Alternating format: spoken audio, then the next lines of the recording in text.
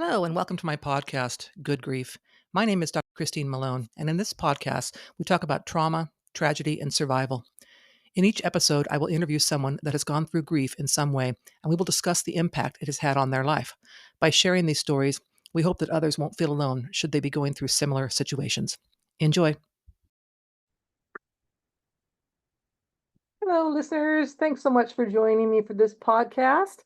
This is going to be a little different podcast than most of the ones that I do, in that I'm going to be interviewing a range of guests who have one thing in common. They've all suffered in some way from loss of a pet or grief from loss of a pet. So you're going to hear some stories of their experiences, of pets that they've loved and lost, and how that has impacted them and blessed them all at the same time, and so on.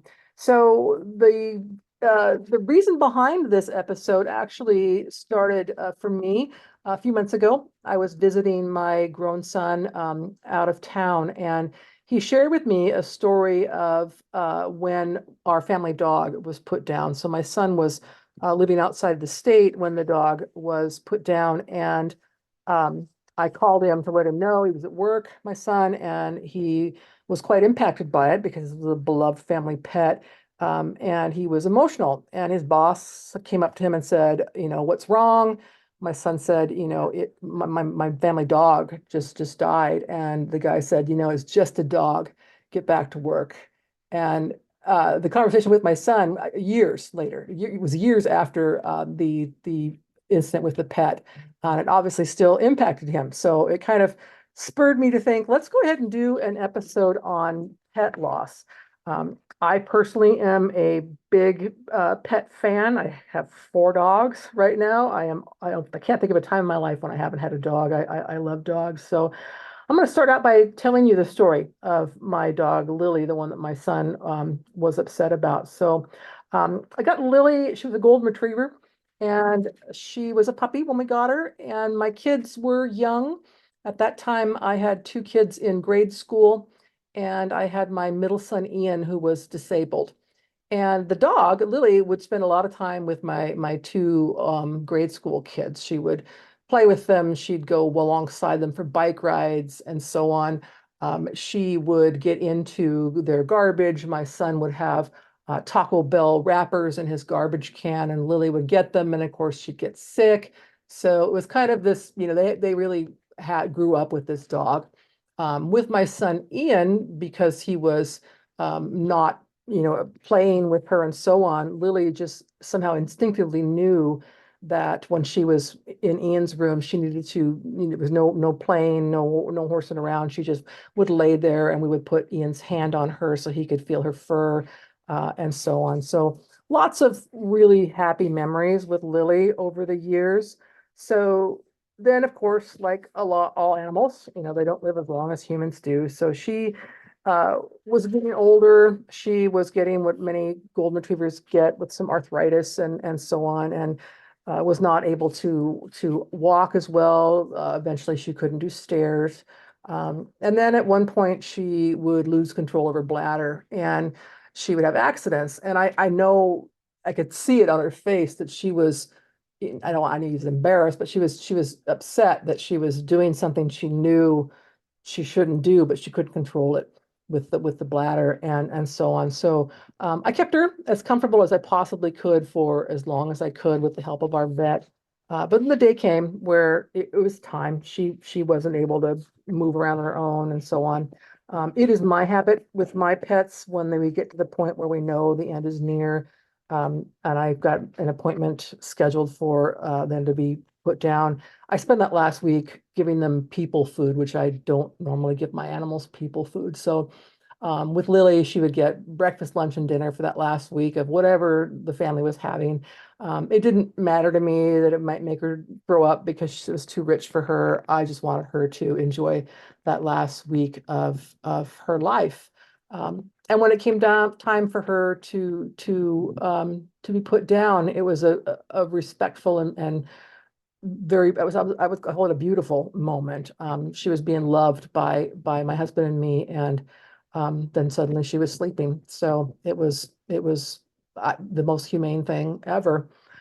Because she had been such a beloved pet of my older kids, when I got Lily's ashes back, her cremains, I uh, purchased a couple of personalized boxes with Lily's name and a picture and so on it, and I put some of her ashes in each of those and gave them to my kids because I knew that Lily was special to them too.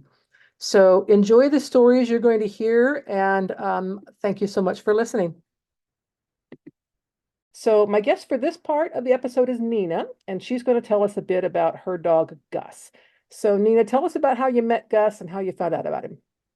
So I found Gus. I had just lost a pitty that we had rescued previously due to some health problems. And so I was looking for a new dog to bring into my home. And I found him on Pet Finder at a rescue down in Eugene, Oregon, and lived in Western Washington at the time. And so I was watching the process. It was a mama dog that had been pulled from a kill shelter in Los Angeles and transported up to the rescue in Oregon. She ended up spending her last couple of weeks there before she gave birth to 12 puppies, and he was one of those 12 puppies. So the rescue had just posted pictures online, and I hurried up and filled out a very lengthy, like 12-page application, and was approved for one of the pups. I picked him solely based off a picture. He had the chunkiest little feet, so that was the selling point for me. And so I went down and picked him up in September of, he was born in June. I picked him up in September when he was 3 months old and brought him home. He ended up getting kennel cough at the rescue, which was unfortunate. He had a pretty long case. So the first few months he was home, he was pretty much isolated, but I think that led to a little of our bonding. Probably. And so yeah, so I had him for a long time. He unfortunately passed away this past May, just before his 12th birthday. But I had almost 12 full years with him. Yeah. So you said, was he a pity mix? What was he? Yeah, so he was 90% American Staffordshire Terrier and Okay. 10% Bulldog, Oh, according okay. to the DNA test that I had done on him, because you always Okay. want to know. Yeah. Did you take him with you places or No, so he hated the car. oh, Absolutely hated the car. And that was my intention. We were gonna go do all the things, and he was just a total homebody, which was fine because I'm sort of a homebody too.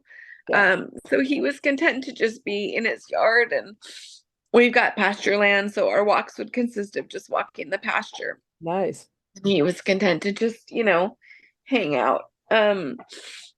Within a month of me rescuing him, my sister who lives next door had rescued a pitty from a not so great situation who was just a couple months older, and so they were really close. So I would go over and get her next door, and they would run through the yard and play together. And so that was really his exercise outlet when he was younger. Yeah. Plenty of room to run that pasture though. That's great. That's great. Yeah, Yeah. yeah, yeah. I So had a he was dog. always just with me, and um there's no big, he had some health problems. He had a hip surgery when he was a year, and he had a knee surgery when he was 5, and he had two different types of cancers that we had to have surgery for. So he'd been through, quite a lot, but that's, I think, partially why he landed in my lap, because I Yeah, took care of all of yeah, that. yeah, Mm. absolutely. And you work in healthcare, I know, You so know, probably was yeah, meant exactly, for. exactly. I had a dog that hated the car. As a matter of fact, she got car sick, so it was like we just Yeah. take her anyway because she did not like it. And unfortunately, then the only time she would be in the car was when we would go to vet visits. So she knew car meant Yes. vet, and that was that connection. She was like, oh no, no, I don't like the car at all. So I get that. I also worked with a woman who used to bring her dog to work and let the dog sit in her car in the parking garage all day, and she'd go out and visit with the dog and so on. And I think, oh, my dogs wouldn't like that either, to sit in the car all day long. So Right, no, right. no. So how about like house training and all that? Did you do real well with learning all the rules? Yeah, he did great with all of that. He would had no problems with any of that. He was great with my parents. My parents would watch him. I work, 10-hour shifts, so he would hang out with my parents while I was at work, which was always great. He was best friends with their little Jack Russell Terrier that they had. Um, and yeah, I mean, it was funny because he hated getting in the car, but once I would get him to the vet, he loved the vet.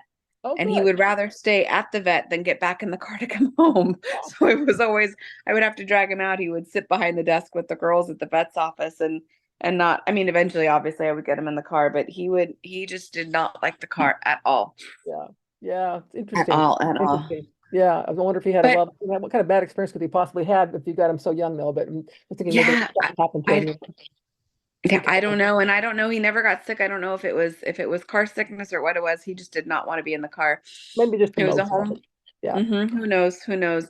But yeah, I mean, he was just great. He was content. We would go out, we would play ball. He would chase the ball, in the mud, in the rain. It didn't matter what the weather was. He loved the snow, absolutely loved to play in the snow. We always looked forward to snow every season, which we usually got because we're at a slightly higher elevation. So we would get snow when other people up over here didn't.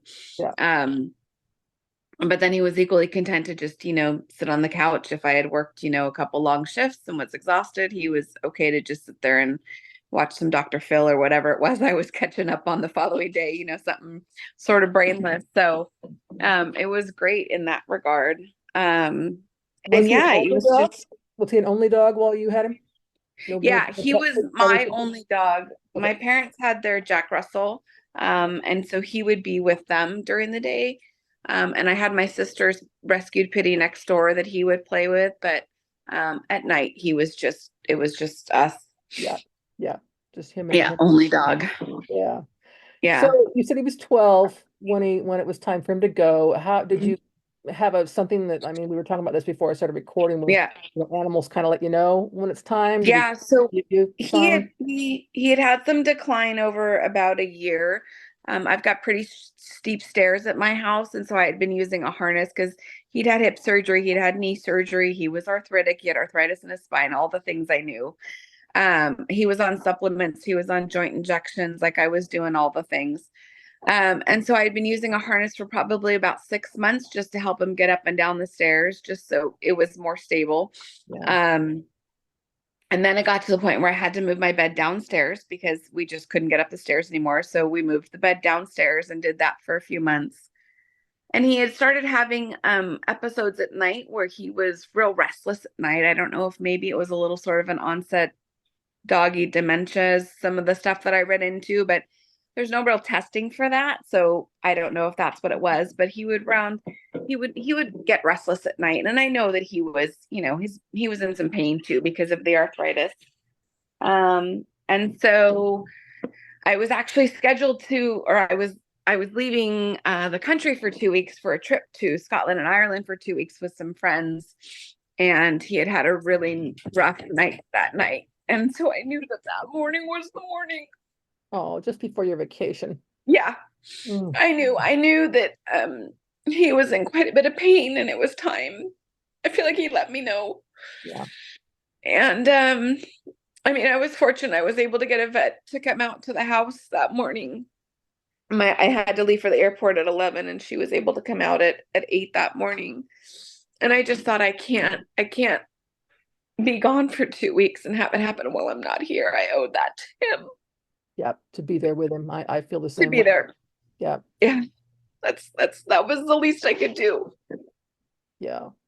So tell But me about like once he's gone, you're getting used to life without your companion for the last yeah, 12 years, and I know a lot of people, as I mentioned before we started recording, kind of do the whole "it was just a dog" kind of comments and so on. But I know grieving an animal uh, is very real, very, very real. yeah. So, how did you handle that? What did you do to kind of get through that time? So I was able to sort of block it for the 2 weeks because I was on vacation with friends, and so it was sort of able to put it at the back of my head, even though I had my moments while I was on vacation, like every time I saw a dog, Hmm. because I wasn't home. So it Right. was, Right. so coming home was tough those first couple of weeks. But while I was on my vacation, I remember specifically one night laying in bed while I was in Ireland, and I thought, let me just look at Pet Finder and see what's out there. And I happened to find a little a little dog that needed rescuing out of Texas. Um, Another little pitty mix. This one happened to be a bull terrier pitty mix, and so I, on a whim, at 3 o'clock in the morning, filled out an application and um, ended up adopting another little dog in his stead. Yeah. um, I shouldn't say instead. You know, I adopted another little dog because I knew that my house when I got home would be empty. And that was too hard for me. Yeah, Um, and I know he would have wanted me to. yeah. I think every house should have a dog. I have four, so yeah, dogs. For sure. Well, and one of my best friends and her daughter ended up filling out applications and adopting two litter mates. So we actually rescued three dogs out of Texas. Oh, nice. Um, so I like to think of that as his little bit of legacy, Yeah, you yeah, know? for sure, for sure. So was tell us Yeah. what the new pup's name is. So his name is Bruno. Sure. And he's a white dog with a brown eye, but there's a little connection there too. So Gus was gray in coloring, and he was named after the mouse in Cinderella, Gus, the chunky little mouse with the yellow shirt. And so in sticking with that, what I have now is Bruno, and he's all white with a brown eye, and Bruno was Cinderella's dog. Okay.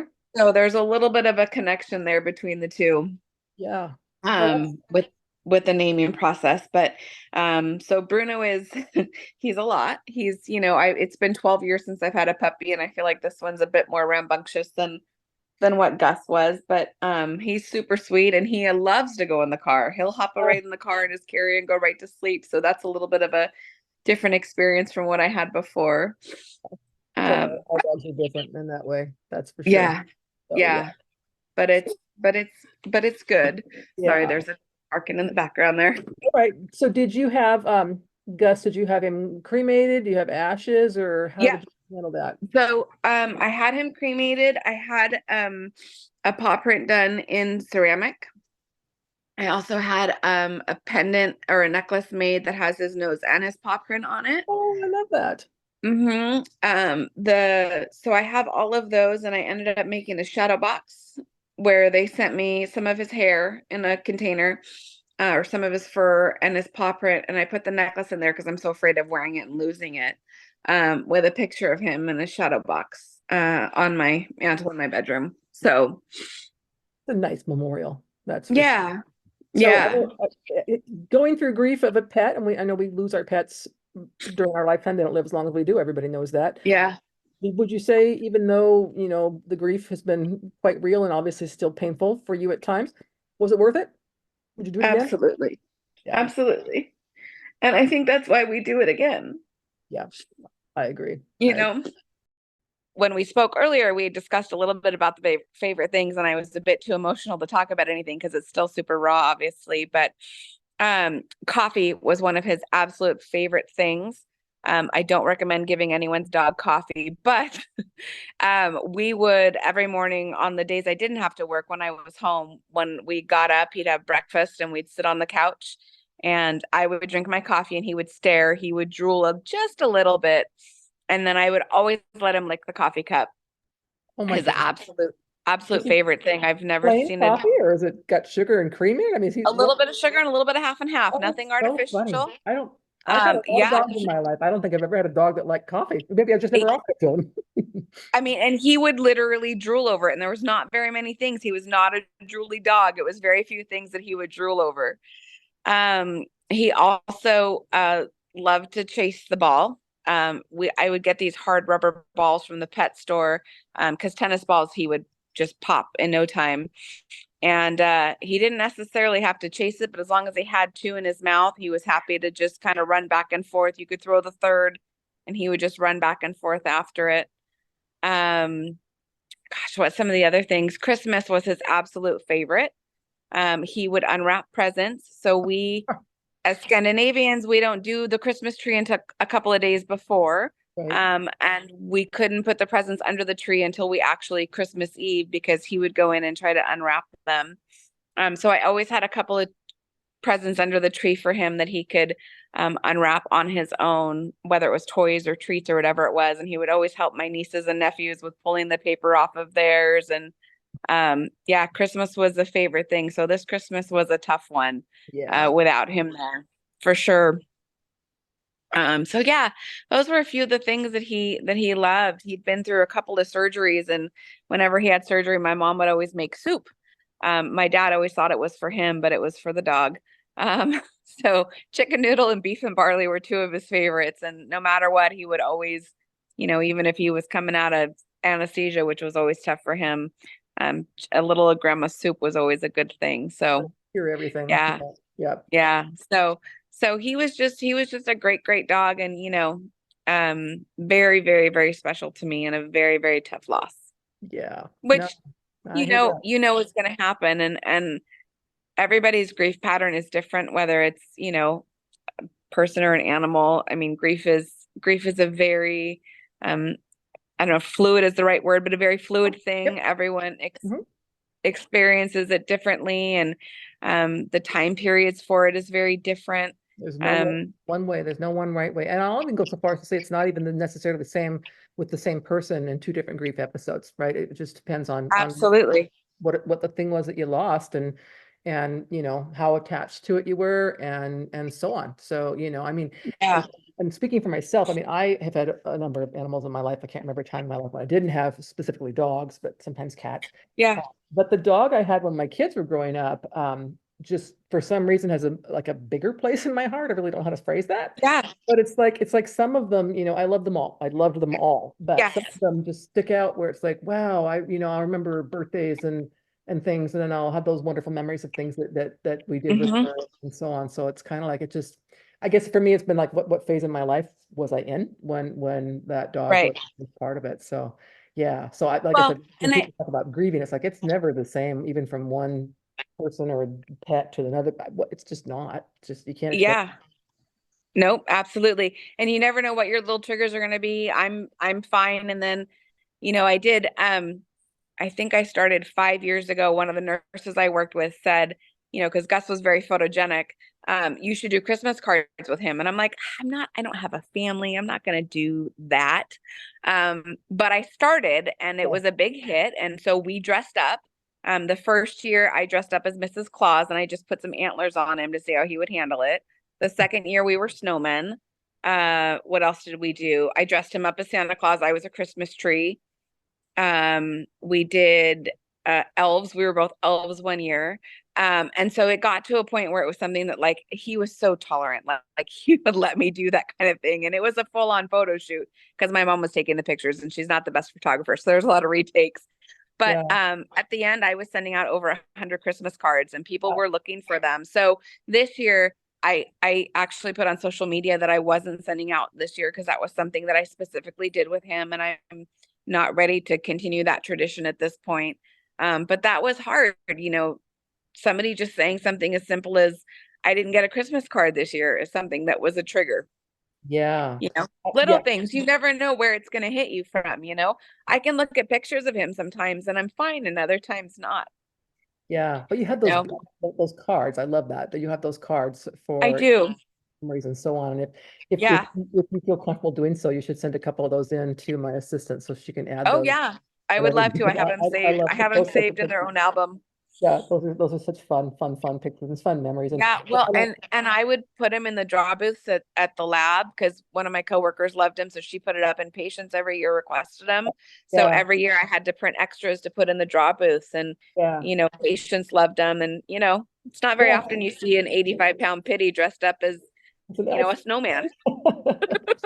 Yes, but you're at a really good point there in that, that was your tradition and people are getting used to it. So then they ask you when they don't get it. And then Yeah. you have to relive it, tell them all over again, well, he passed Yep. here and that sort of thing. And that I think is common, not just for pets, but for anyone where they're like, well, how's your son doing? Or how's your grandpa doing? It's like, Yeah.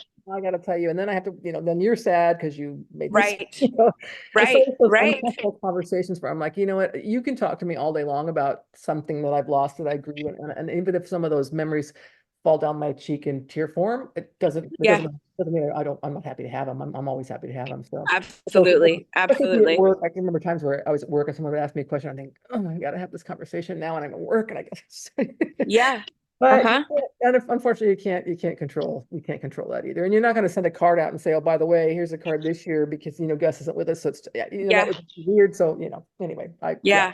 Yeah. that's a Yeah. good I one. think I just tell people, like, I just need a minute. Let me just, Give me a and then second. we'll talk about it, because he was such a big, and I see that he was not just important to me, but to other Yeah, people as well. They looked yeah, forward to it. So, I had so many people that I felt like I know him just from your social media or from the Christmas Yeah. cards or whatever, Yeah. and they always knew that I always had them done by Thanksgiving. They were out the Monday after Thanksgiving, they were always mailed out. So, and it You're was always fun somebody's to do. first So, part on my little mantle. You're the first one up there.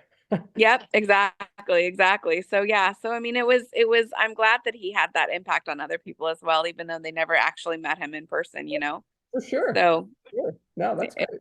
yeah. And you might Yeah. actually, at one point in time, you might actually do something with those photos. Maybe make something out of them, or I don't know, like Yeah. be a collage or something, that you would hang on the wall, something. I don't know. Yeah. I try to think of what, the different memories I have, especially I'm glad you did the photos because a lot of people don't think to do a lot of photos with pets, Yeah. whatever. And then when they're gone, it's like, oh, I got like 3 photos or that's in Yeah. today's day and age with cell phones, whatever, you have no excuse. So it's like take pictures, even if they're crappy pictures, take pictures. Right. To be able to look back. Yeah, you can take a picture of your dinner. You can take a picture, and I have a girlfriend who's not a big fan of us taking pictures together, which is she's beautiful. I love her to death, but I'm like, we have to take the pictures. We have to have the memories. It's not the old days where we took our film down to the store and printed it out, and you made a photo album. Like this is all we've got. We've got to take the pictures. We've got to have the memories. You know, And they're easier to file electronically you too. have to, Yeah, every now and again, right? I'll try to look for an old photo, and I think it's got to be in. Let's see, it's in that box marked this. It might be in that, Right. or I can sort by date on my phone or my computer. So it's like, well, this makes it so Yeah, much. So yeah, that's so great. much easier. So much easier. Anything So else you yeah. want to share about Gus at all? Anything else that comes to mind that No. you didn't get a chance to share last time? No, I think that was just the thing that I kind of wanted to talk about just because like I said I was so emotional last time. I don't think I could form very many words, but No, no, it's all good. It's all good. And I yes. think, like I said, these pet interviews are really. I mean, I wasn't a surprise to me, but it really shows, how many people really, truly, you grieve our pets. It's not like it's just a pet, Yeah. it's a dog. Or so when I was like, I'm not listening to that anymore. Then don't get one. Yeah. Other people don't get one, but Well, you don't yeah. deserve Well, one. You and got to learn and to for love. some people it is, but and it's not just exclusive to our domestic pets of dogs and Oh cats. no, My sister has her heart horse that she lost a few years ago, and that was a tough one for yeah, her. I mean, I don't think she'll ever get over that one. I mean, that was her special. And she has another horse. It took her some time. The bond is not the same. Sometimes I think that there's just that one, like you said, I've had dogs my whole life. My parents used to breed basset hounds when I was a baby, and then we got into bigger dogs. And I've always had dogs and I've loved them all and I've mourned them all. But sometimes in your life, there's just that one that's just different. hmm And it's funny. I mean, for me, I can put my finger on why my Lily was so much different for me, and it's because, like I said, she Right. was with my kids and my son who was Yeah. disabled. Lily just knew when she was with him that she couldn't roughhouse, right? She knew that because Right. he was so disabled, I would put his hand on Lily's paw, and she would just lay there and let him just put her, Yep. but he'd roughhouse with the other kids, and so all those memories are attached to her, and Absolutely. with the family and all that. So I think that's part. But plus, she was such an amazing dog. It's like she Yeah. was. So anyway, those types of things. But it's like, I don't mean to put down other dogs that I've had, and I've had dogs No, that I've no. rescued. Like I'm a big fan of Old Dog Haven, and I've taken in some old dogs where I'd only had them for a few months before they passed on. Yeah. They all still hold a place in my heart, but every now Yeah. and then one that just attaches for some reason. The strings are Yeah. just a little tighter, a little stronger. Um, Yeah. Whatever it is, cosmic, whatever it is, whatever you believe in, there's something that's different. Old souls. for sure, for Yeah. sure. Yeah. So, All right. Well, Nina, yeah. thank you so much for coming back and sharing those with us. Yes. I really And I appreciate it. will and I will send those Christmas cards so you can see them. For this section is Jody, and Jody's going to talk about her dog Scooby. So, Jody, tell us a bit about Scooby and what he was like, and what you love about him. You bet. And I'll start this story, story of Scooby, with the fact that I didn't like dogs. So Ah, I grew up with cats all my life. And then as my kids get to be 8, 10 years old, of course they're wanting a dog. And we thought about a cat, but my son was allergic, so we're like, okay.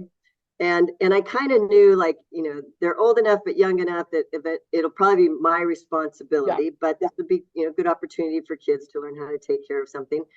um, and so we went online to petfinders.com and put in criteria, and I knew the criteria that I could handle, which was a non-shedding, small dog who likes children and is potty trained, pretty much, right? There So you we go. plug all this criteria into this website, and up pops this little black Yorkie named Scooby, who was in another part of the state here in Washington. And this was around December or so. And my kids were like, "Oh, this is meant to be, Mom. Like, it's meant to be." So my husband and I at the time were like, "Okay, well, let's do it." And then the pass closed because of a snowstorm, and we couldn't get over the pass to get to the dog. So we waited, and then finally the pass opened, and it was only going to be open for a short time. And my son and husband got in the car, and they drove as fast as they could across the path and picked up this dog who we were told was good with kids, potty trained, a good dog. That was not the case. Okay. So when we got him, they said he was 8 pounds. When we got him, he was about 4. Oh. He was slightly malnourished. He clearly had been abused, Oh. and was scared of garbage bags, brooms, children, and then hid his food all over our house. Like if he hid food, he hid it. And what I'd heard was because he was around other big dogs, he stole and ate all his food, which is part of the reason why he was so skinny. So at this point now, I'm dealing with not just I have a dog, but I have a dog who is, got special needs now. Yeah. What to do with him? And 2 kids on top of that. Yes. Kids. And my kids were a little hesitant because he bit my daughter. It wasn't like this magical bonding moment you're going to have with this animal. And I think that was a little bit of a disappointment for the kids. But my philosophy was always, we adopted him, and now, we don't give it back. You don't give a kid back. You don't give an animal back. Yeah. Part of our family, and we got to figure out how to help him. And so, with the help of vets and research I could do, and just letting the kids know it's just going to take time, and we have to acclimate him to people and noises and things until he feels finally safe. And loved. And I think honestly, because he was that kind of a dog, it almost made me bond with him deeper because I had empathy for his life, but also I just immediately knew he wasn't just this dog that, oh, happy doggy, he was a dog that I really needed to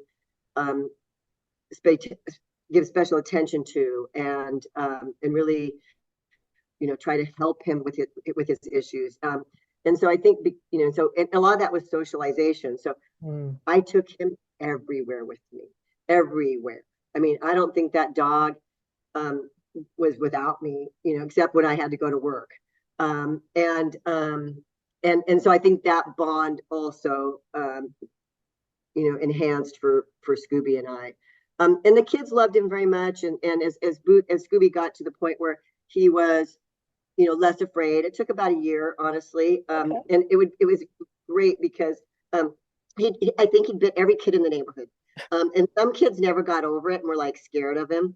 And other kids would just like keep walking down the street while he was attached to their pant leg and act like their shoe. And he'd be Scooby like, and the kid would just keep walking. Yeah, whatever, your stupid dog's attached to me.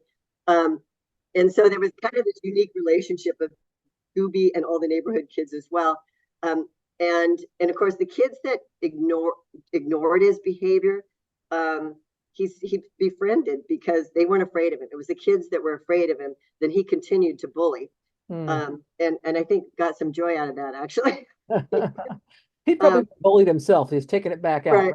He was taking it out on some of those kids. But the funny thing was, a good memory I have of him was he would go to all my daughter's softball games and soccer games, and there'd be a lot of kids and they're running around, and there'd be little kids, even little siblings of Aaron's friends that were on the team, and it got to the point a couple of years in where Scooby we'd get there and I'd unleash him and he'd walk straight into the dugout and hang out with all the girls in the dugout. And I remember thinking that, like, the first couple of times he did it, who would have thought the day I brought him home, and with all the fighting of all the kids, I never thought he'd ever get to the point where he'd be able to do that. Yeah. Right. And you could tell he loved the girls and he loved being in there with them. And, he still had issues until the day he died. He still had issues. Like if someone tried to touch him or pet him while he was on my lap, it didn't matter who you were, he'd probably try to bite you. Yeah. Like there was there was some things like that where he still carried a little bit of aggressiveness, but we got a lot of it out of him. And we got him to the point where he hid his food less and he would sleep with the kids. And we took him to South Dakota. Like I said, we took him everywhere. So when we'd go visit my family twice a year, he'd get on the plane, he got a little carry under his seat, loved car traveling. He'd go anywhere. As long as he was going, he was happy. And he'd get out to South Dakota and he'd chase the turkeys and the deer and kick the dirt and act like he owned the place. And my parents have this cat, Lucky, and it's this black cat that it was literally like 2-3 sizes bigger than Scooby. And Scooby was like, yeah, sorry, my house now. And the cat and the dog just kind of like, okay, ignored each other. He didn't bully the cat too much, but the cat at the same time knew, like, okay, you're smiling at me, but you've got some spunk, so I'm going to go stay over here for a while. Yeah. Especially when she'd watch, when you watch Bowie or Scooby, chase all the deer off the back of it. Yeah. Okay, so little bit of, or actually a lot of love and a lot of patience. And he came around, and I love to hear stories about rescues, especially when they didn't have a very good start, getting with a family who just loves them and has the patience and, just waits it through until they get to be as comfortable as they can be. And I know, having had some abused rescues in my life too, that they, as you said, they're not always going to be normal, if you will, like a normal dog, but some of that stuff, it's like all of us, you get trauma and sometimes it sits in your head and it's just, but he obviously learned to trust, and that knew you guys were going to be good to him. And that's awesome. So how many years did Scooby live? We had him for, I believe it was 12 years. So we adopted him when he was around 5 or so. They weren't really sure. Like, all my dogs are rescues, and so they never know. They're like, well, he could be 3, he could be 5. Yeah, look at their teeth and try to make a wild guess. Yeah. And so they thought he was 4 or 5, and so he lived about 12 years or so with us. Which was great. It's one of those things, right? Part of me thinks, like, if you have a dog for a year, if you have a dog for 15 years, I don't know which one's better. Like, it's so painful no matter what when they go. I've always looked at it. I have so many wonderful memories of Scoob. Yeah. So when Scooby was gone, tell me about, kind of how it was kind of getting used to life without Scooby. I mean, he goes with you everywhere except for work, and everybody knows him, everybody loves him. Well, that was, it was an interesting and it was an interesting transition Scooby and I had. So when the kids went off to college, and the kids loved Scooby, and of course they saw Scooby as theirs, but they know they're going to go to college, and the dog stays home. And I got divorced at that time, and I moved at that time, and so Scooby, it was basically just me.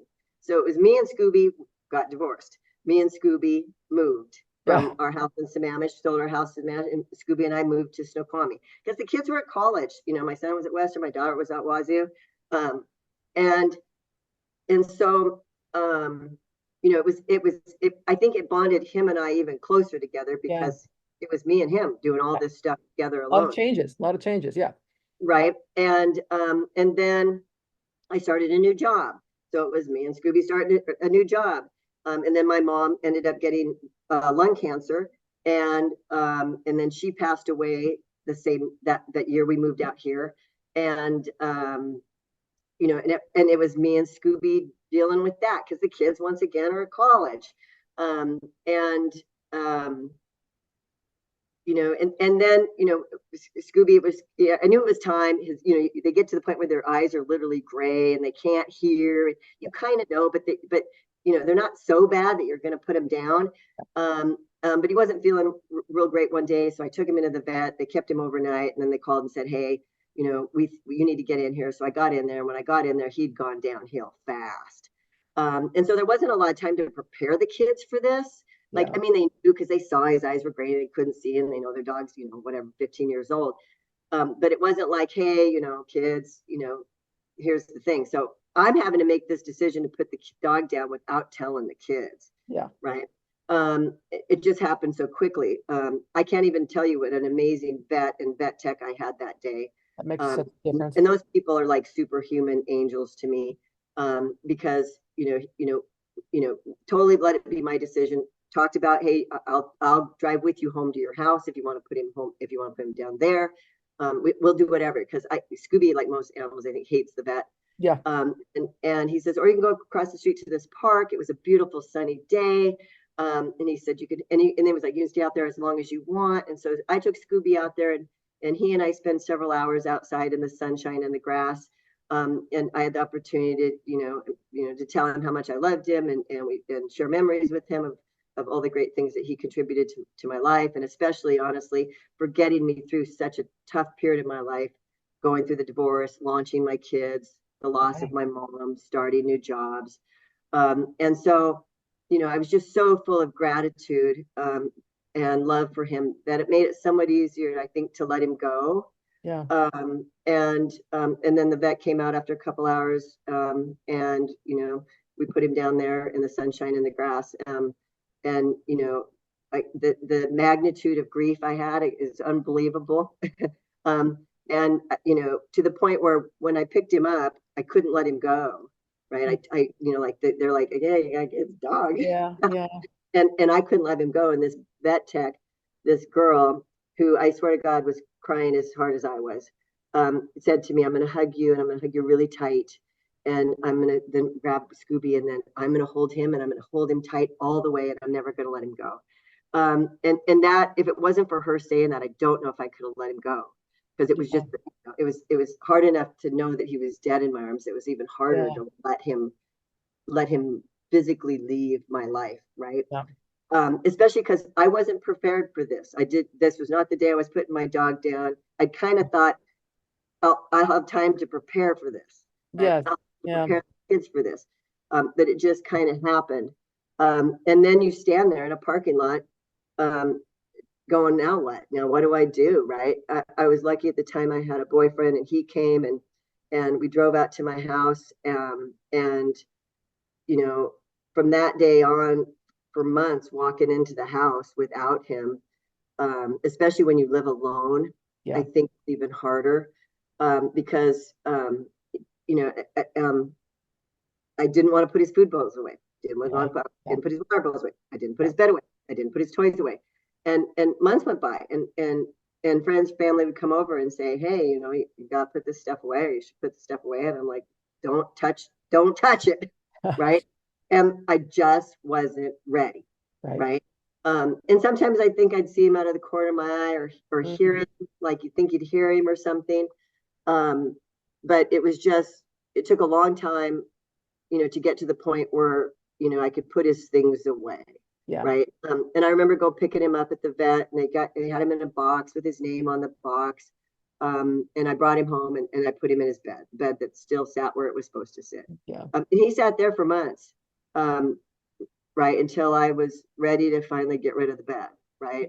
And a lot of that then, and it was hard calling the kids, I'll be honest with you, and telling them. I knew my daughter was going to be freaking devastated. Mm-hmm. My son is he's going to be sad, but he's more practical and understood, I think. And my daughter was devastated. It was hard on both the kids. So much so that my daughter was the one that really kept pushing for another dog. Oh, okay. And I was saying, I'm not ready. Like the amount of grief that was, something like, you're super grateful that you love something so much that you can experience such grief. But at the same time, like, you're like, how many more times I can do this? I know. But at the same time, I'm also missing, especially living alone, and the kids won't go back to college. Like, I'm missing something to come home to. And I found myself, honestly, working till 7 and 8 at night, because I didn't want to go home. Yeah. Like, what was the point of going home? And so we got to be around December again. And my daughter said to me, I think it's time. And so we did the same thing. We went on petfinders.com, plugged in the same criteria, and pop up comes up this new dog, Bowie. Yeah. And I just thought, because I kind of, honestly, I'd looked a couple times prior to this, and there was nothing, right? No dog came up that, felt right or looked right. And I knew I didn't want a big dog in a small town home, and that wasn't fair to him. And so, I was like, and so when Bowie popped up, I thought, and I'm sitting there with my daughter when he popped up. I thought, okay, maybe it is time, And so I put through the paperwork and went through the process and got accepted. And at that point, then I thought, okay, it's meant to be. So I'm meant to have another dog. And I realized too, I think I was emotionally okay enough at that point, had started grieving my mom enough, started grieving Scooby enough, that felt like I think I can let this back into my heart. Mm-hmm. There are days where sometimes I think, oh Lord, what have I done? Yeah. Because the interesting thing for me, which is twofold, because I've never been a two dog person. Like you've had multiple dogs, so it's like, can I love him as much as I loved Scooby? First question. Mm-hmm. Two, will he be the same as Scooby? Like, right? Like personality, because I got the exact same kind of dog, a Yorkie. He's a different color, but still a Yorkie. And so a lot of these questions came up. So when I got him and realized, okay, this dog's personality is nothing like my other dog's personality, and realized, okay, it's I can love them completely separately, and it is like the Grinch. Your heart just grows bigger, Yeah. and you make more room to love this other animal. And Bowie had his own issues. He wasn't as abused or whatever. I don't think that was his situation, but he did have his quirks and some of his things. And the funny thing with him is that Scooby was his kind of his own dog. Like he wasn't a lap dog for a small dog. He wanted his space, he wanted his bed. Bowie, on the other hand, my new dog, I've never seen a more affectionate dog in my whole life. Like, I kind of made Scooby attached to me. Mm-hmm. Bowie, on the other hand, just wants to be attached to me, Yeah. right? Yeah. I mean, I bought him beds. He won't sleep in a bed. He wants to sleep in bed with me. And it's funny because everybody says he always needs to be touching you. Mm. And right now he's on my lap. He does always need to be touching me, right? It's really where Scooby could do his own thing. He could go take a nap. He could go up, he could do his own thing. He had a little bit more independence in this dog. Yeah, I think a lot of times I hear people say, the dog, like you made the comment, this isn't going to be the same dog, or is this dog a replacement, and so on. I think we all are going to outlive our pets. They don't live as long Right. as humans do. And so, to say I'm never going to have room for another dog again is, to me, having had dogs all of my life and usually more than one at a time is kind of like, wait, what? But yeah, I get the whole waiting for a while, and I get the whole not wanting to put stuff away for a while because you weren't, it's like any type of grief. You grieve in your own way, in your own time, on your own timetable. And when you're ready, you're ready. And to not feel guilty that, you've got a new dog that you adore, but, Right. Scooby was a wonderful part of your life and brought you so much joy. And you to him. Right. And I'm especially, knowing what you talked about his life before you came into his life. My heart breaks for that and just so happy he found a good family. So yeah. Now Me another too. thing I know about you is that you got a top tattoo of Scooby's paw print, didn't you? I do. I Yeah, do. yeah, Yeah, that was pretty awesome. So that was actually a boss of mine. yeah, He and I night went out. He was a huge dog lover, and yeah. and it wasn't planned. We were just out together with some other coworkers, and he'd been talking about getting a paw print on his forearm, and I was like, gosh, yeah, I'd really like to get a paw print of Scooby. And he's like, well, let's go do it. And so we walked down, and both of us got a paw print, and God bless him that, he wouldn't let me pay for it. He paid for it. He was like, Oh, I'm going to pay for that. I'm going to pay for you and I to have this. yeah. That was, and that was special for me.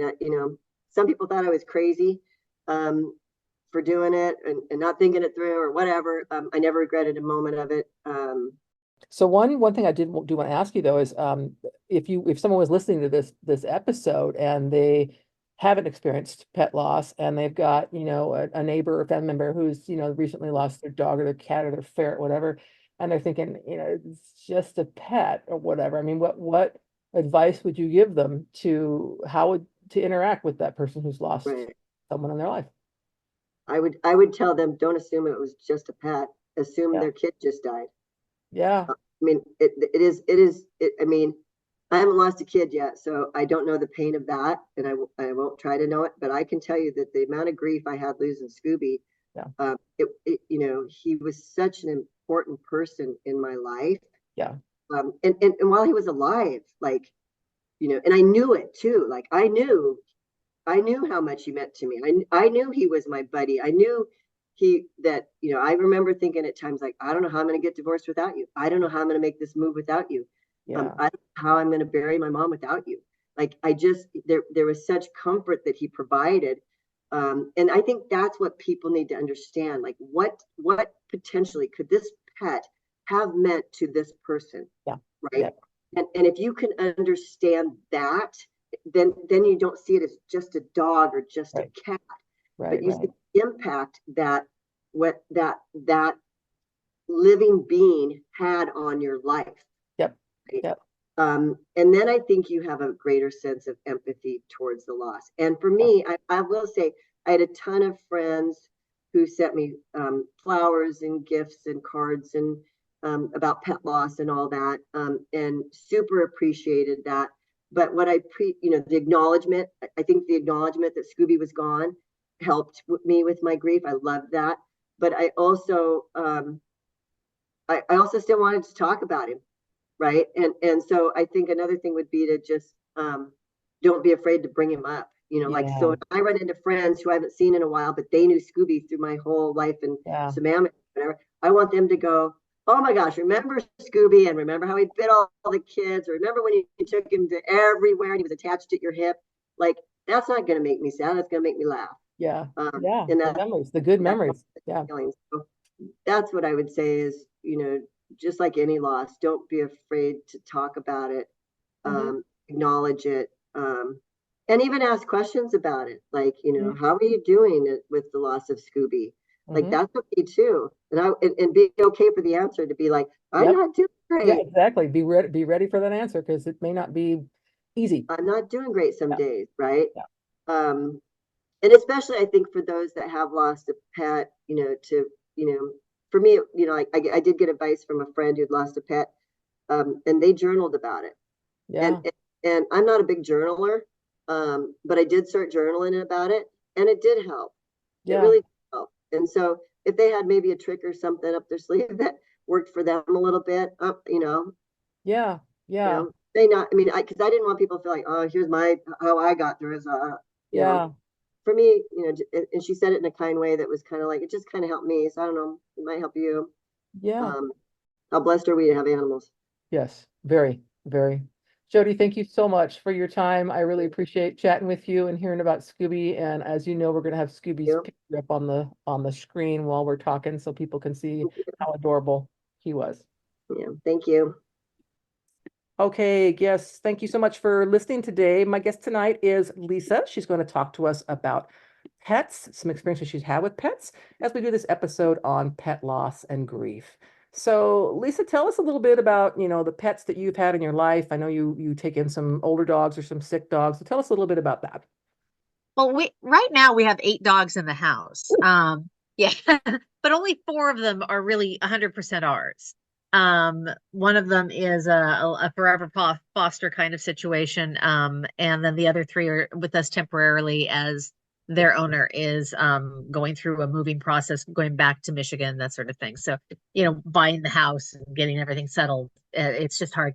One of them has diabetes and he's insulin dependent. So it's particularly important that he has a very stable situation until he can be into that place. But yeah, I grew up with dogs and a cat too. I was about 5 when I had a cat, and we found out I was allergic, and I had such a hissy fit that my parents said, forget it, let her keep it. I don't care if she stops breathing. So I don't know how bad the hissy fit was, but I'm thinking it was probably pretty bad. But my grandmother was a dog person and raised a bunch of dog people, and we always had really almost more love for the dogs than anyone else. The reason that we tend to love our dogs so much is that the expectations are different. And and I think that's true for a lot of people. A friend of mine, I have a little pet group, circle of friends. We do a lot of online chatting, that kind of thing. And one of them said to me when one of her dogs passed away, she said, "Is it awful that I'm more upset and sad about my dog passing than my mother passing?" And her mother had passed a couple of years before. And I said, absolutely not. Absolutely not.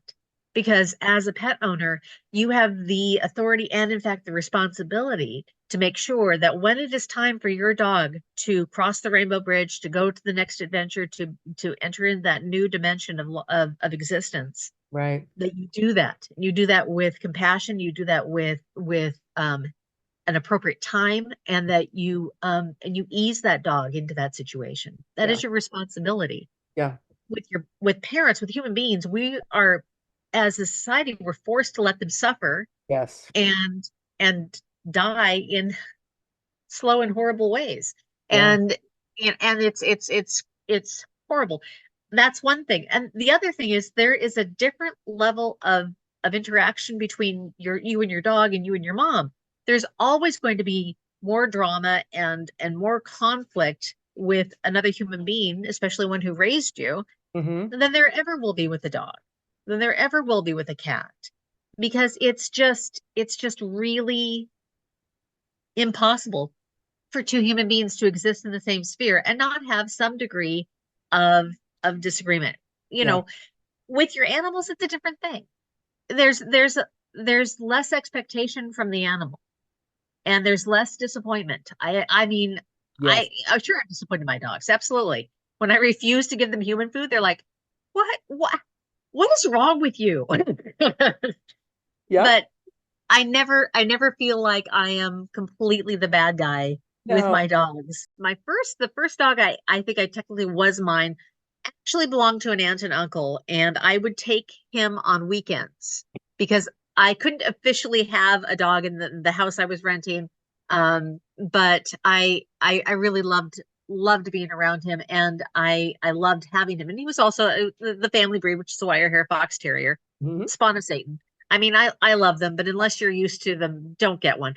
Or you work up to them. They're not starter dogs. Right. But Right. I've grown up with them. So Barkley was really, I mean, he was a delight.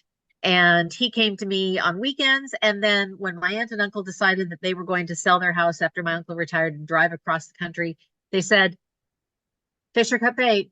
You got to take the dog, or we're going to find another home for him. So I talked to my landlady, and I took him, and he was such a goofball, and he was so much fun, and I just that was my dog, Right. and it was really great. I had the first puppy I had in 33 years came into my life. Back it was 2007, and Tuppence Marie was my wire hair fox terrier that I had gotten, that I'd planned to go to a particular breeder here in Western Washington.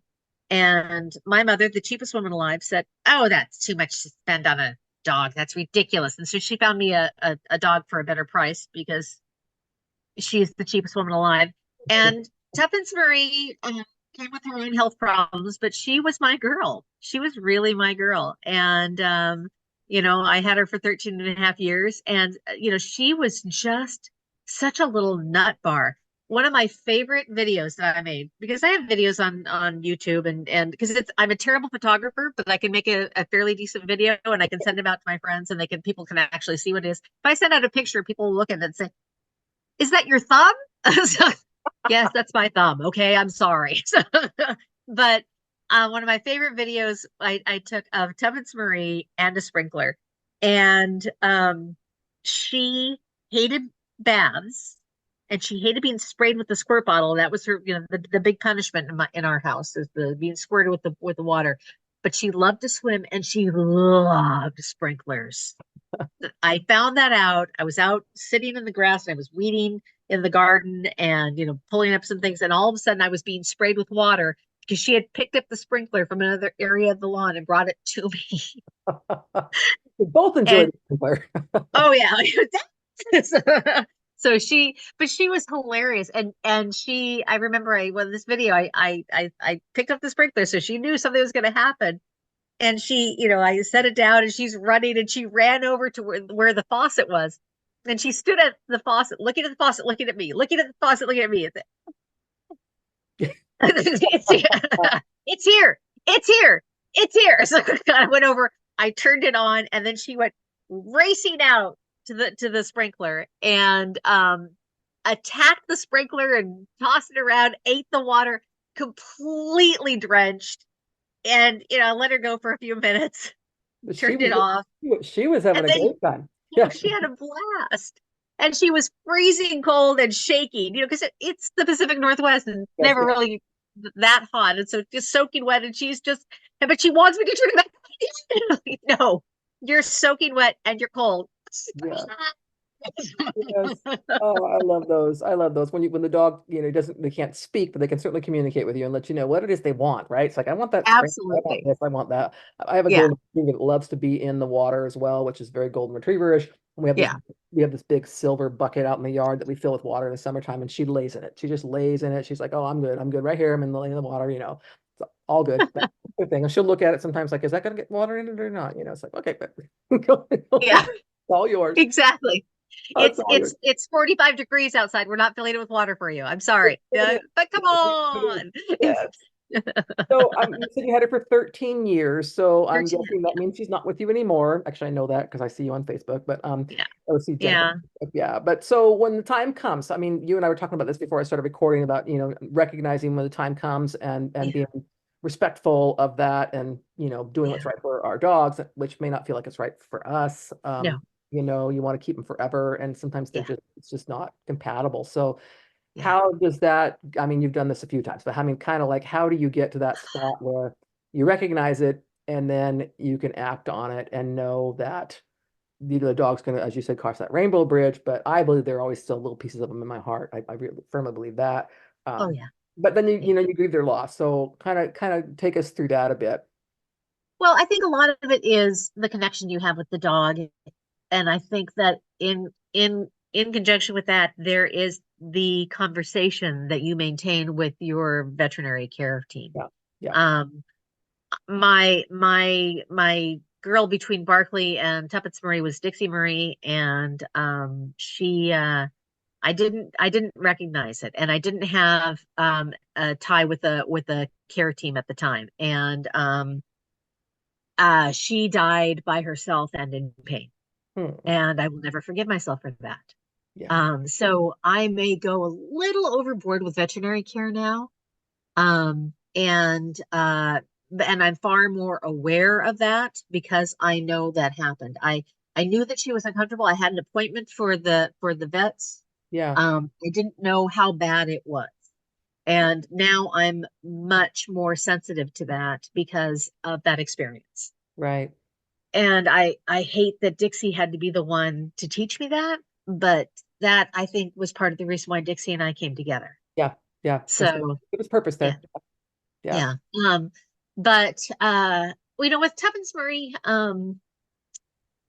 she was a challenge health wise her entire life.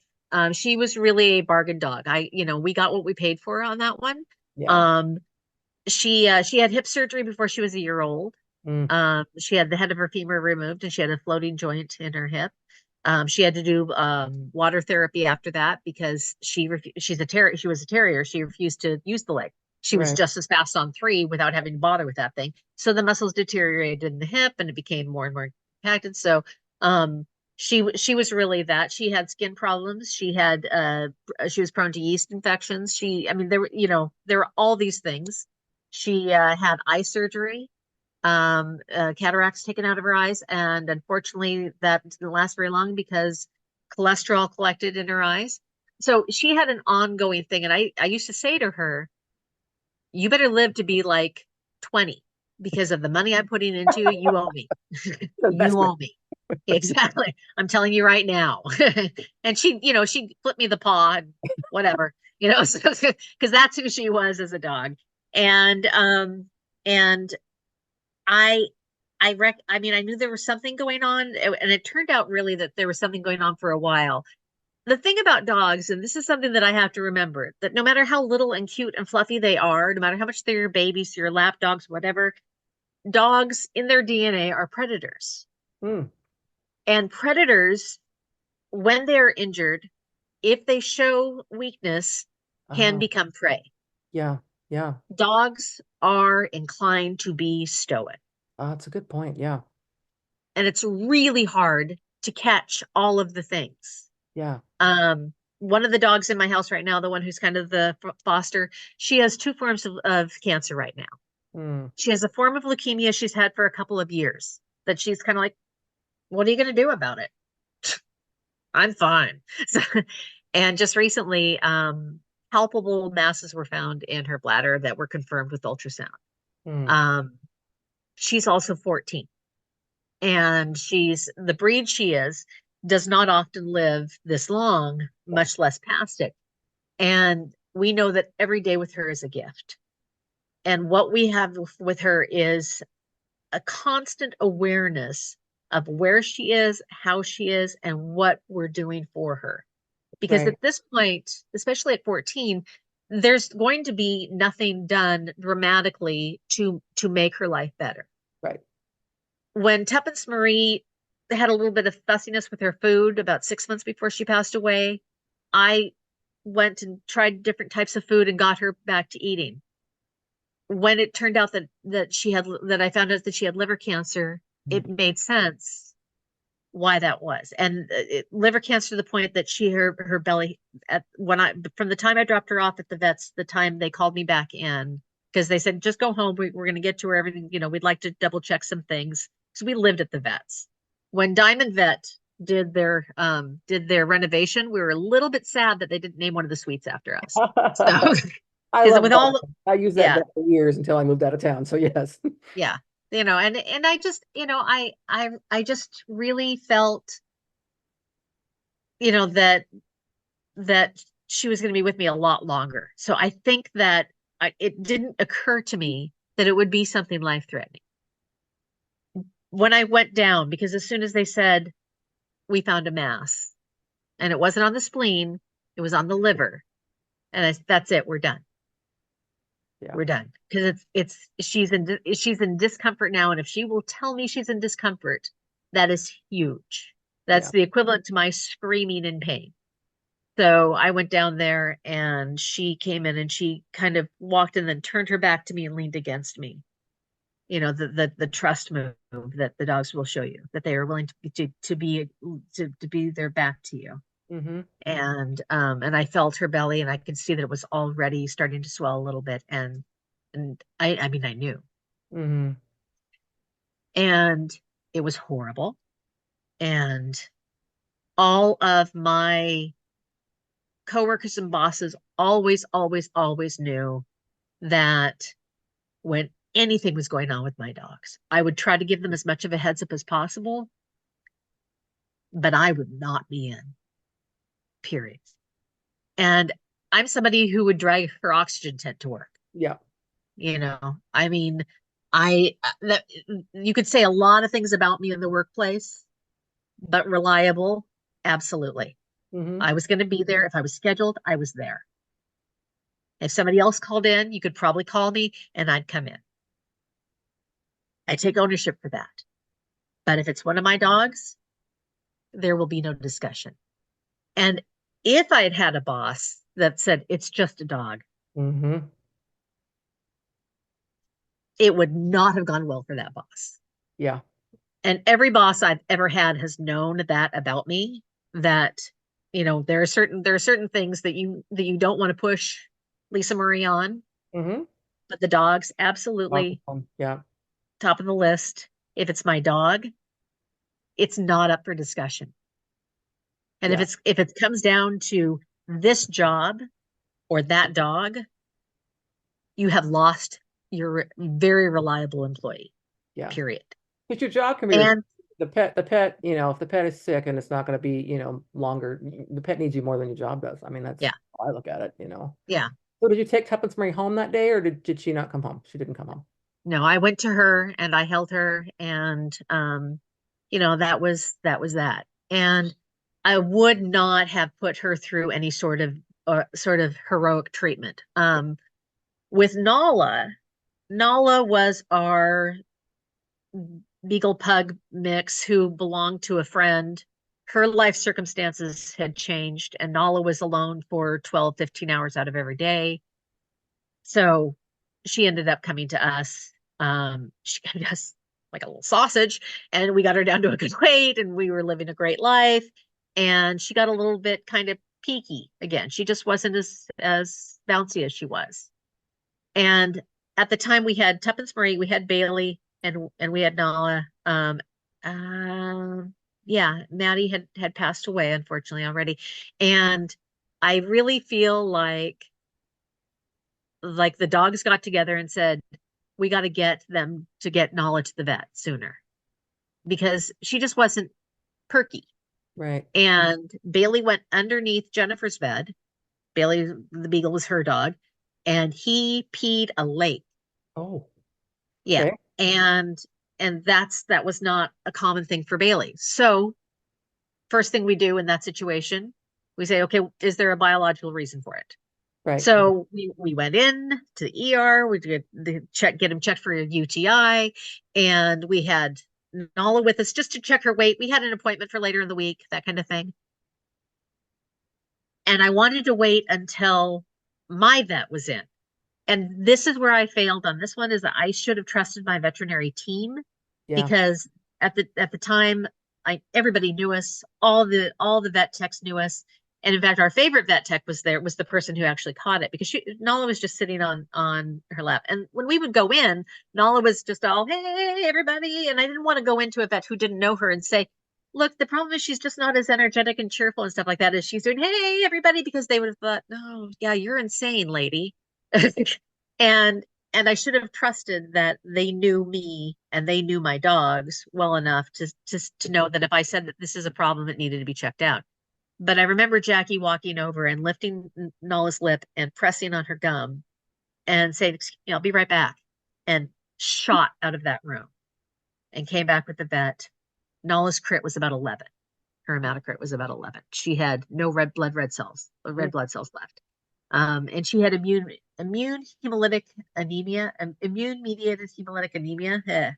And we went through blood transfusions with her because she was only 8. Right. And we did 3 separate transfusions. The last transfusion, Jennifer and I said, we got to let her body decide at this point. And she gave us that extra 3.5 months, and she was done. Yeah. You know, when you and I started talking before we were recording, we were talking about how, we outlive our pets, and we know when we get a pet that unless it's a parrot or something that's gonna live 70 years, we're gonna survive that pet. We're gonna be with that pet, and that pet's gonna decline over time and be Yeah. older, and we're gonna have to experience their loss. Yeah. So I have definitely experienced losses with animals that yeah, very, very painful at the time. But like I like to think, you're listening and watching for those signs when they tell you it's time. Um, and I know people who keep their animals alive with treatment for longer than I personally would, but I also would say that is, a personal thing. If you feel like the animal is, still okay, and then that's I mean, I can't make that Yeah. decision for you. Um, Yeah. but I also think, especially, with your story, you have had a lot of dogs. So, does it ever occur to you, boy, these losses are not worth it. Maybe I shouldn't have dogs anymore because the pain of grief is just so overpowering. And how do you reconcile that? Well, it's a cost benefit ratio, isn't it? It always is. And I remember when I came in and I found Dixie Marie, and I had I would say I had 30 seconds. It was probably a few minutes of this is horrible, and I am hurting so much, and I can never go through this again. I can never ever put myself through this again. And I thought to myself, because the voice of sanity in my head isn't always the loudest voice, but Yeah, that voice spoke up immediately and said, "What does that say about Dixie? What does that say about what she brought to you? yeah, Really? Is she not enough?" And for me, that was really a hard moment of recognizing that this will always be painful, and it will always be tragic, and I will always be devastated. And it doesn't matter because everything that I am given from each of these dogs Mhm. is so much greater than Yeah. anything that I Yeah. experience by helping them cross in a gentle, loving way. Yeah. No, I So, totally, completely agree with you on that. yeah. So I'm just, I would like to know, if someone was listening to this episode and they've recently experienced the loss of a pet, and they're really quite upset and devastated about it. I mean, what kind of things do you do that kind of get you from that really raw grief to, I can remember that pet with fondness and love, but my life is still going. I have this other pet or whatever that might be. I think first and foremost with this is we accept that the grief is. Yeah. Um, I I don't go to work. Yeah. Yeah. I mean, right there, that's huge. If I don't go to work, that's big for me. So if I'm telling you I'm not available for work, period, I don't care if the place is burning down. Yeah. Don't call me. Right. I'm not available. So that's the first thing for me. The other thing is, we know that we're going to be sad. We're going to be sad. Um, and I mean, it's been 5.5 years since Nala passed. Yeah. It's been um 17 years since Dixie died. It's been 15 years since my little cockatiel, Lily Marie, passed away. Um, my heart girl, my Tuppence Marie, was it, I mean, yeah, it's it's coming up on 4 years. Mm, Um, the grief is, I think the thing too is that the grief doesn't completely go away ever. right. I think it changes clothes. Yeah. It it It's a it, good analogy. Yeah. it looks a little different in your life, and you also just set a place for it at the table, Yeah. at a certain point, because it's there, and it is, and it's part of what makes you who you are, and it helps craft the next relationship, as you were talking about. Hmm. Yeah. Um, and that's the reality of it. I Yeah. don't think it's a reasonable expectation to say that you'll just get over it one day. Hmm. Mm-mm. No, my mother's first dog, remember the cheapest woman alive? My mother got her first dog when my brother was 2. My mother and my father married a year later. They had their first child, my brother. My dad was in the Air Force, and they were stationed in Ipswich, England. And my mother got a French poodle. My mother, who could squeeze a nickel until the buffalo screams for mercy, spent as much as she would on a month's rent on that dog. Yeah. And Ricky was the best dog in the world. Yeah. And I'm certain that no dog I will ever have, no matter how much I love that dog, will ever be as good as a dog as Ricky was. Ricky Yeah. lived to be 18. My mother tried 3 times to get into the vet. Finally, my brother had to go with her.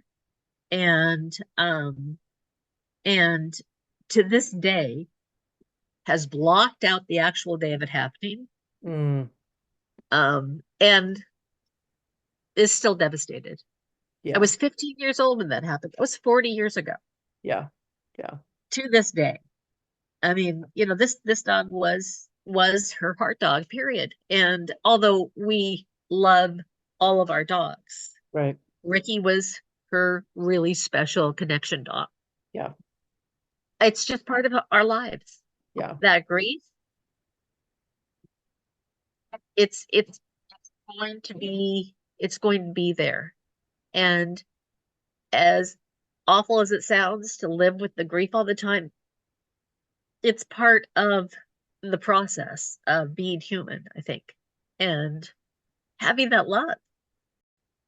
Yeah. I mean, liken it to just about any grief episode. I mean, grief over time doesn't go away. It Yeah. does change. I like your analogy of it changing clothes. It does change. And yet I call them pockets of grief where things come back to you, maybe the animal's birthday or someplace you used to go that was special. And now he or she's not there with you anymore, those kinds of things. Yeah. And those memories, I mean, like I said, with any grieving memories that used to be kind of painful, at times are they bring me joy now, right? I can think about Yeah. times when I took a dog to the beach and he or she ran into the water, or Yeah. you're still at the sprinkler. I mean, I would imagine every time you see a sprinkler going, that reminds you of Tuppence Marie, because it would me, right? It's gonna remind me, and I never met the dog, so it's like Yeah. those types of things. Where it's like we take from it the gift that they've given us, which Yeah. I've seen people say, especially about dogs or animals, they might be a part of your life, but you're all for you are their entire life. And I think that's Yeah. that responsibility and that knowledge that they love us unconditionally is so powerful. It's like I mentioned before we started recording about coming home from a half hour away and my dogs act like I have been gone for years. It's like they're so excited to see me. I think, "Oh, Yeah. yeah, I went to the mailbox," or whatever it might be. So Yeah. yeah, I think for me, I would say that grief it's worth it. It's worth it. The grieving experience, even though it's so painful, it's worth it because of the gifts you're given. Even in the case of like the dog we had for only 6 months, the gifts he taught us about Yeah. how to respect a dog at the end of its life when its owners took it to the shelter, a kill shelter, and didn't want to deal with health problems anymore. I mean, we gave that dog 6 months of absolute wonderful life, and I Yeah. and I feel really good about that. So, yeah, but I miss him. I have his paw print upstairs and so on. So, kind of, again, I think for because again, our pets. We outlive our pets, and so we're going to go through it. It's not like losing your parents, your grandparents when they get older. It's like we expect that. No, But that's the natural order of things. yeah, it That's is. the thing. And It is. we know and accept that. But when we tend to view our dogs almost in the same way we would view a child, Yeah, that, for some of us, I mean, I have no human children. yeah. I only have dogs. Um, for me, this is as close as I get. And, that's, I'll even go you one further than that because I do have uh-huh, human children. uh-huh, Because the dog, its interaction with you is, as we were talking about earlier, is so, it's limited to where, they don't talk back to you or get angry with you or whatever it might be, right? They're very forgiving, whereas humans aren't, right? My children have all done things that have frustrated me, that have made me go, oh, oh, whereas, sure. but with the dog, Teenage years alone. Yeah. yeah, it's like the dog, it's almost like having a handicapped child where they only Yeah. have a limited understanding. That's how I would Yeah. reference the dog, where it's like they don't get hard day at work. They don't get stress over finances. They just don't get. All they know is that you're not happy or you're upset, and they sense that, and they want to love you. They want to take care of you. How do I make her feel better, right? Whereas Right. the human children sometimes are a little harder to love. And if any of my kids are listening to this episode, don't take it Well, the wrong way. But there's an inherent children have to be to a certain level selfish. yeah, They, yeah, yeah, point, they are truly the center of everyone's world because that's how you keep the human alive. right, right, Humans don't come out ready to take care of themselves. right, So there's a selfishness that comes with the humans that you don't find in dogs, yeah, exactly, because even when exactly, they're babies, they're not trying to do anything that's me. They're trying to just figure out the world and be loved and love back. yeah, yeah. So it's a little different thing. It's a little different expectation, I think. It's very different, but just like I said, having both human and for babies, I can tell you there is a difference, um, and sometimes the dogs come out further because they don't have as many expectations of me. I mean, they want to be Oh, fed Ricky, every day. They want their water yeah, bottle. Ricky was my mom's favorite child. Yeah, Ricky no, was my mom's favorite child. I mean, we all know that. There was no question in anybody's mind. yeah, My grandmother once made a comment. If it comes down, my mom's name is Esther. My grandmother said, if it's between Esther and the dog, well, Esther will have to go. So, so I mean, I come from a long line of dog freaks, yeah, and because there yeah, are dog people, there are non-dog people, and then there are dog freaks, and I'm in that last group. So, yeah. Yeah, Um, yeah, I would put myself there too. I've only met a couple of dogs in my life that I really didn't care for, and uh-huh. and usually it was because of something, personality thing, whatever it might be. But most dogs, especially for me, older dogs. This last weekend when I was visiting my son in Arizona, there was a dog in this restaurant, with a very dog friendly restaurant.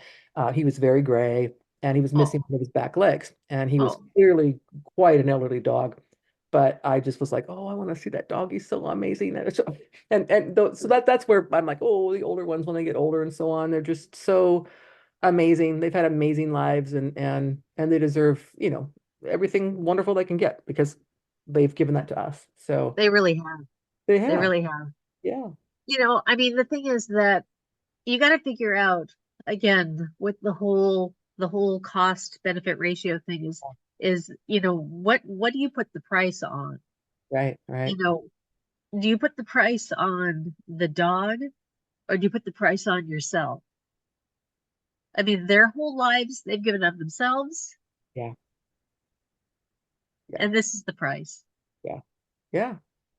It's true. I mean, they don't have any ulterior motives or Uh, other aspirations. They just no. want to be with their humans. It's yeah. Well, most of them. I mean, I've had a couple of really, really naughty ones, but again, I knew going in, it's the breed. They're this is who they are. Tuppence Marie, like I said, she had her own attitude. She flipped the paw. Yeah, I yeah, mean, Alistair, my wire hair fox terrier now, he people will asked about Tuppence, and one of my friends asked about Tuppence, and it's true with Alistair too. About how she had done some peeing in the house, and my friend said, "Does she still have accidents?" And I said, "No, she has deliberates. yeah, deliberate. Not accidents. This is on purpose." Alistair will jump up on a bed, look you right in the eye, and pee. Uh, And we have come home, and the bedroom's been left open, and he's not been kenneled for whatever reason. yep, And we're doing sheets at 10 o'clock at night yep, because yep, somebody has peed as a statement. yes. So, Let's say. they're So rotten little yeah, that's beasts, how he some of said them. it. Yeah, Yeah. for But, sure. would I trade one moment of that snotty little attitude? Not for a second. No, I know. I know. I can't imagine life without a dog, personally. No. But anyway. Well, Lisa, thank you so much for being my guest for this episode. I really appreciate hearing about your dogs and your life with dogs and so on. I'm going to go upstairs and love on my dogs now. It's like It's yeah, been it's been my pleasure, absolutely. And if I ever get a chance to talk about dogs, or be you there. need to talk about dogs some more, I am available Be at there. any time.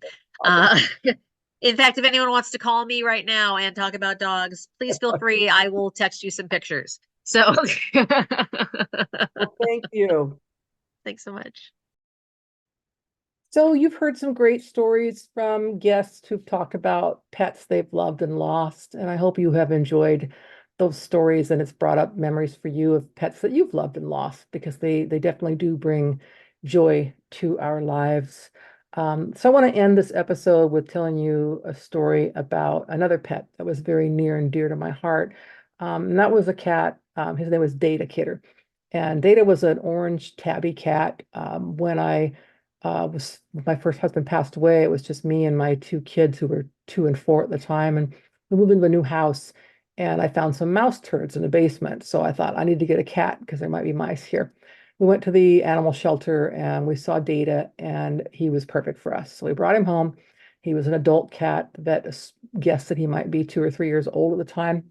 And Data was one of the most patient animals I've ever had. So again, my kids were 2 and 4, and they would sometimes roughhouse with him. He was always very sweet. He didn't bite or scratch. He was just a super lover cat. When my son Ian was born, who he had his disabilities, Data would sleep in the bed with Ian. And as is proven in many research studies, animals definitely are very healing and calming to people when they're ill.